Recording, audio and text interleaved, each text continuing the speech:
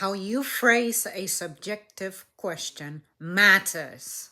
I have talked about this before, but I haven't really discussed this specific detail, and it's got to do with one of the questions that I get most commonly associated with product, and that is this good?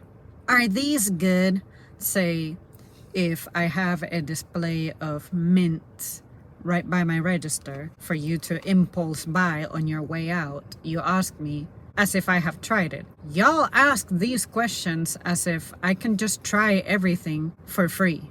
That's one. And second, you ask me as if I have to have experience with everything that we sell. You don't care if I'm potentially someone who has to have a low sugar diet. You don't care if I'm dairy free. You don't care if I'm gluten free. I don't expect you to be aware of those things, especially in an individual to individual basis. But what bothers me is when you go like, why don't you know? Or you need to find out so that you can tell us about it. And I'm like, no, I don't. As a consumer, I have a right to not consume things. I am no different from you. But for some reason, you want me to have experience with everything so that it's convenient for you.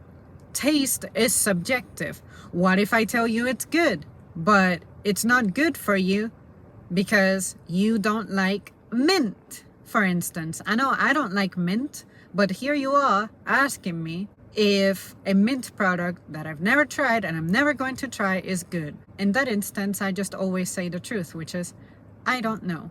And if I happen to know because I've tried something before, I'll go like, I personally liked them because they were not too sweet, too spicy, too salty. I happen to like potato chips all the time. This one had chili in it. It wasn't spicy, blah, blah, blah, little details like that. And if you want me to get even more critical about it, clearly someone found this good. A whole committee had to find this good in order for it to be produced, to be sold. But when you approach me and your first question is, are these good? Like, it's stupid.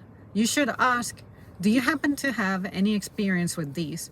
And then I'll say, no. Boom! End of conversation. You don't need to give me your little ass commentary. You don't have to elaborate it with, well, why haven't you tried it? Or you should try it. Yeah, I can imagine. You don't look like someone who eats sugar. Blah, blah, blah. Those dumb fuck kind of comments are the ones that bother me a little bit. So anyways, you guys, I thought I would share with you that I have those kinds of interactions and how I feel about them, how illogical they seem to me.